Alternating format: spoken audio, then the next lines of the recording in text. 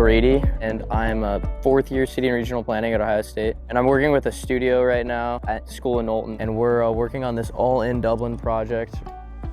Today, our focus was an accessibility audit around the area. We took out some individuals with varying disabilities who have different experiences, different ways of traveling to see the site, and if this is something that they would like and is viable for them.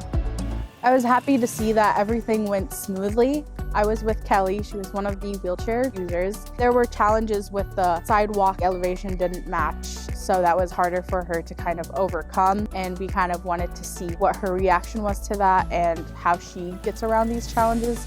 And if she can't get around these challenges, how can we fix that? The most intimidating part is crossing the street with all the big cars. Other than that, I felt pretty safe. So I always enjoy when I get to spread my knowledge and things like that. It was nice to come out before anything's even started to kind of give ideas on what needs there are. Stood out to me is that this area is pretty car focused, so that I feel like kind of leads to the neglect of the sidewalks, and when you're in a chair, you kind of really need that upkeep. Ideally in the future it would be cool to go outside and pick up a coffee or explore the neighborhood and be able to do that easily.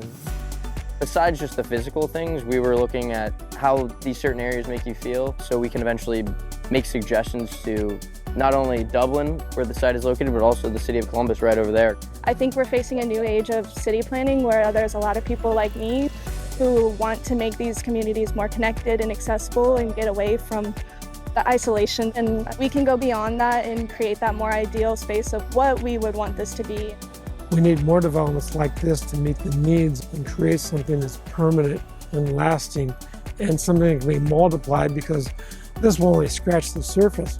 It excites me that students part of this project because students after finish and after graduation continue this work in their planning jobs, and this is what I hope would happen in the future, that we will have more mindful planners.